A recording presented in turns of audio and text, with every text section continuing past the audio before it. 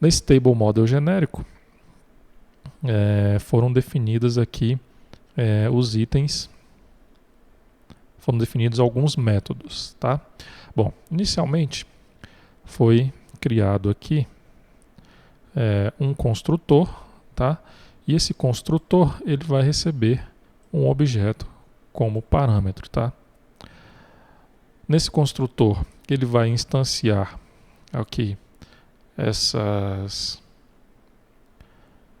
esses atributos, tá? Vai instanciar esses atributos. No caso aqui ele vai definir esse objeto linhas. No caso esse objeto linhas ele vai representar as linhas que estão sendo mostradas num JTable, ok? Nós vamos buscar os campos, tá? Desse objeto que foi passado aqui como parâmetro, tá? Lembrando que aqui nós precisamos utilizar o reflection, tá? Para poder utilizar esse table model genérico, tá? Então nós vamos buscar aqui os atributos, tá? Que esse objeto aqui possui, tá? Vamos percorrer esses atributos e verificar o seguinte: vamos verificar se esse atributo está anotado com esta classe aqui, ó, coluna grid, ok? Então foi criado também uma anotação. Aqui está, ó, coluna grid, tá? Essa anotação ela tem alguns atributos, tá? No caso, mostra coluna, o valor padrão dele é true, verdadeiro. Pode editar, o valor padrão dele é falso. O nome, tá? No caso dessa coluna, o valor padrão dele é vazio. E o método get, o valor padrão dele também é uma string vazia, ok? E onde que está sendo utilizada essa anotação? Bom, eu vou abrir aqui, por exemplo, tá? O VO. Vamos ver aqui. O VO, produto VO. Ok? Bom, aqui no VO, produto VO, nós temos as anotações do JPA. Ok? As anotações já conhecidas do JPA. E foi incluída aqui também essa anotação que nós criamos. Por exemplo, se você quer que um determinado atributo seja mostrado nessa grid, tá, utilizando o table model genérico, então você define a anotação para esse atributo. Então, por exemplo, aqui, ó, nós definimos a anotação coluna grid para o atributo valor da venda, tá? E o nome, tá? No caso, esse atributo nome, que ele tem aqui por padrão o valor, uma string vazia, tá? O nome, no caso aqui, vai ser o nome do cabeçalho da grid, ok? Então o nome aqui vai ser valor, ok? Se você não informar esse nome, tá? Deixar o valor padrão como valor vazio, o sistema automaticamente ele vai buscar aqui, ó, o nome do atributo, ok? Então por isso que nós informamos aqui o nome desse atributo nome, ok? Bom, então aqui nós definimos alguns atributos, né? Incluímos essa anotação em alguns atributos, no caso somente os atributos que nós queiramos, né, que sejam mostrados na grid. Então, por exemplo, aqui ele vai mostrar o atributo nome, certo? Vai mostrar o atributo valor da venda, ok? Vai mostrar aqui também, no caso, eu não tenho mais nenhum outro atributo anotado com esta anotação, tá? Então, por exemplo, aqui, se você quisesse mostrar o estoque mínimo, aqui ele está mostrando a quantidade de estoque, tá? Se você quisesse mostrar, por exemplo, o estoque mínimo, você incluiria aqui, por exemplo, essa anotação, coluna grid, ok? Com essa anotação aqui, ele já vai mostrar esse cara aqui na sua grid, tá? Nós vamos visualizar melhor essas informações aqui quando nós fizermos um teste aqui na aplicação, ok? Vamos fazer o seguinte, vamos rodar aqui a aplicação para que seja melhor compreendido, tá? Eu vou aqui, primeiramente, executar o emulador, tá? O emulador da Sueda. Vou ligar.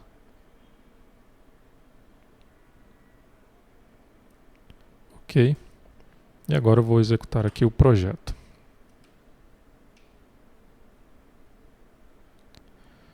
Está compilando aqui o projeto, aqui ele já está... Opa, aqui ocorreu uma exceção. Ele não conseguiu conectar ao banco de dados, tá? Provavelmente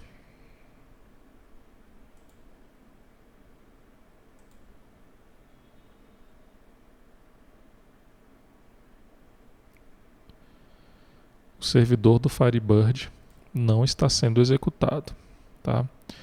Então eu vou fazer aqui o seguinte.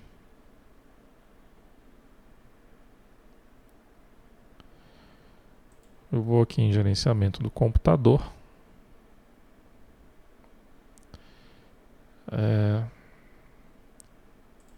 Serviços.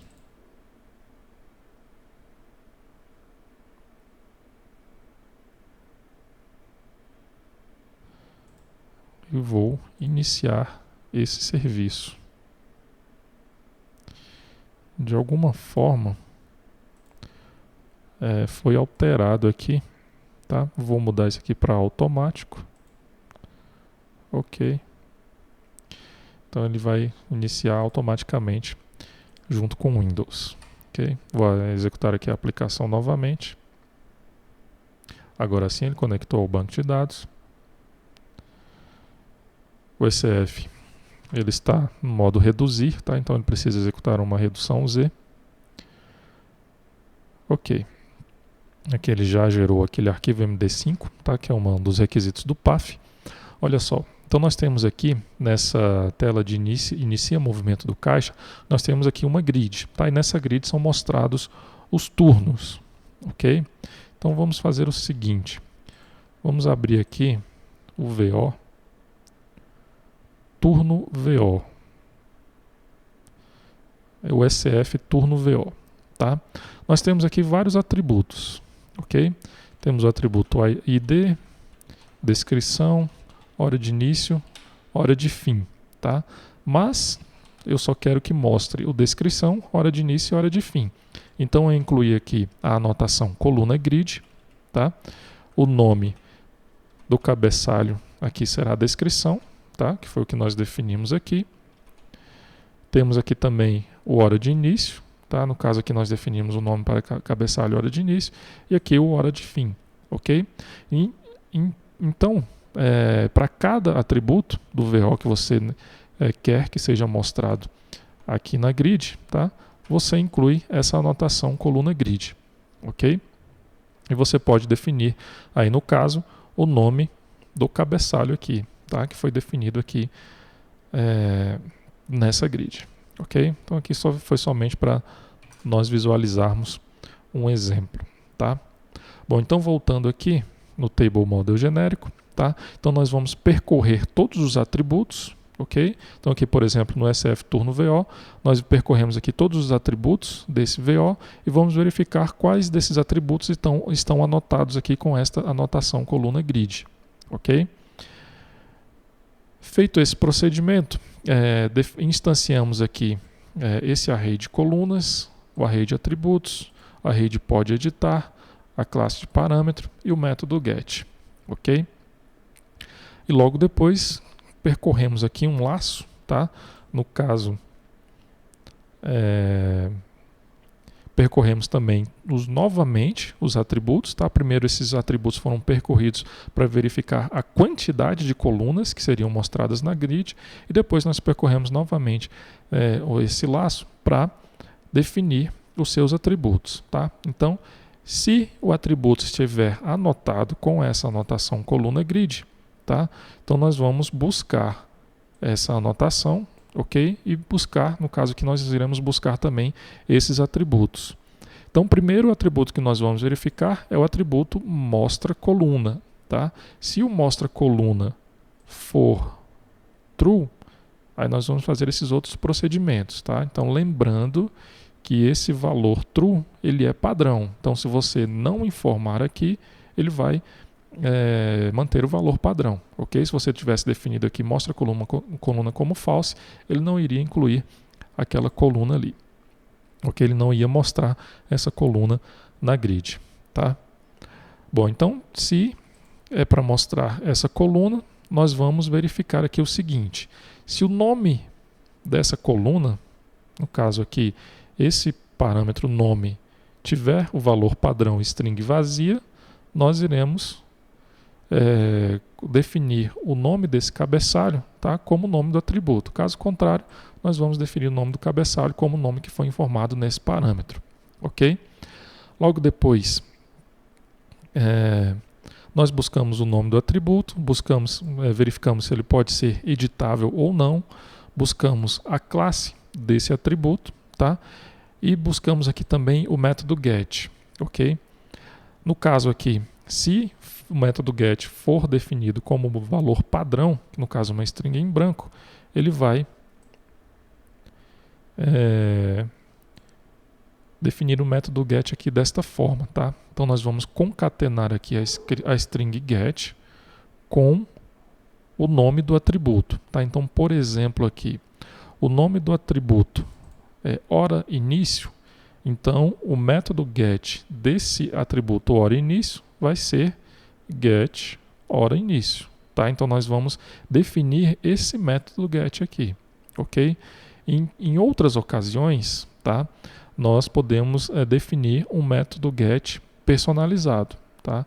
Então, caso seja necessário, nós iremos definir esse método get personalizado. Então, por exemplo, aqui no SF total tipo pagamento VO foi incluído aqui, no caso, para ser mostrado aqui, ó, coluna grid, tá? A descrição do tipo de pagamento, tá? Só que o tipo de pagamento, ele não é um objeto, vamos dizer assim, um objeto padrão, tá? Ele não é uma string, ele não é um inteiro, ele não é um big decimal, ele não é um double, tá? Então ele não, vamos dizer assim, ele não é um objeto padrão, ele é um objeto complexo, ok? Então, por exemplo, aqui, se eu der um get ECF tipo pagamento, ele vai mostrar lá na grid a referência desse objeto e não o que eu realmente quero mostrar. Então aqui sim, ó, nós definimos o método get. Então eu vou mostrar essa coluna aqui na grid, o cabeçalho dessa coluna será a descrição e o método get, para eu buscar o valor dessa coluna que será mostrado ali na grid, será get ECF tipo pagamento ponto get descrição, tá? Que no caso aqui eu vou buscar primeiro esse objeto ECF tipo pagamento, ok? Depois a descrição que está aqui dentro desse objeto, tá? Então foi definido aí o método get personalizado, ok? Isso vai ser feito aqui então para cada atributo, né? Para cada atributo desse VO, ok? Temos aqui o método get row count que vai retornar o tamanho desse array list, o get column count, o tamanho aqui desse array das colunas, o get column name, get column class, o get value at, tá? Então você pode buscar o valor de um determinado campo na grid, tá? Aqui vai passado como parâmetro o row index e o column index, ok? No caso, o índice da linha e o índice da coluna. Temos aqui o get método, ok? No caso aqui, esse get método, nós temos o seguinte.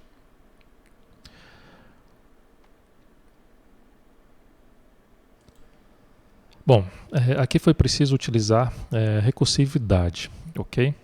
Bom, então como nós vimos aqui anteriormente, nós podemos definir os métodos get personalizados, tá? Então, por exemplo, se o método get for um método get padrão, aqui no caso, por exemplo, o get estorno vai ser ele vai chamar aqui esse método get, tá? Passando como parâmetro o método get estorno, ok? Então aqui ele vai verificar. Primeiro nós vamos fazer aqui um split, tá? Do caractere ponto, tá? No caso, esse método get estorno não vai ter, não tem um caractere ponto, tá? Então o tamanho desse array, desses métodos aqui, será apenas 1, ok? Então eu vou ter aqui um método simples, tá? Então eu já vou retornar aqui a execução desse método para o get value at aqui, ok? Caso contrário, né, caso aqui, por exemplo, seja um get personalizado, no caso get sf tipo pagamento ponto get descrição, o que tem que ser feito? Bom, primeiro ele vai fazer esse split e vai, no caso aqui, vamos ter dois métodos get, tá? O get sf tipo pagamento e o método get descrição, ok? Então, o tamanho desse array aqui já não vai mais ser igual a 1, tá? Então, nós vamos executar aqui esse procedimento, vamos executar um laço, tá? Nós vamos executar um laço desse array de métodos, tá? Então, primeiramente, nós vamos chamar aqui o método getMétodo, tá? Chamando o método getSF tipo pagamento, ok? Então, ele vai retornar aqui para a gente o objeto SF tipo pagamento. E na segunda vez que passar aqui por esse laço, ele vai chamar o método getDescrição, ok? E no caso o método getDescrição, ele vai retornar aqui para a gente então a descrição desse tipo de pagamento, ok? E vai retornar isso aqui para o método getValueAt, ok? Então aqui nós utilizamos, além do reflection, nós utilizamos também a recursividade para definir esses valores aí dos campos, ok? Temos aqui o método setValueAt, tá? Nós usamos aqui também o reflection, no caso aqui nós definimos o método set, ok? Aqui no caso é um valor padrão, definimos se uma determinada célula pode ser editável ou não. Temos o método getValues, tá? Que ele retorna todas as linhas da grid. Tá? Temos o método setValues, que você pode aqui definir o valor de todas as linhas. Você pode buscar o valor de uma única linha, pode definir o valor de uma única linha. Você pode adicionar um registro, no caso adicionar uma linha a essa grid. Você pode remover um registro, no caso vai remover uma linha desse registro. Também pode limpar os registros, que no caso ele vai excluir todas as linhas dessa JTable, ok? Bom, então, dessa forma aqui foi criado então esse table model genérico, tá? Dessa forma aqui que foi feito, também não é necessário ficar criando aqui vários table models, né? Então, para cada grid que nós tínhamos aqui no projeto anterior, nós tínhamos que ter um table model diferente, tá?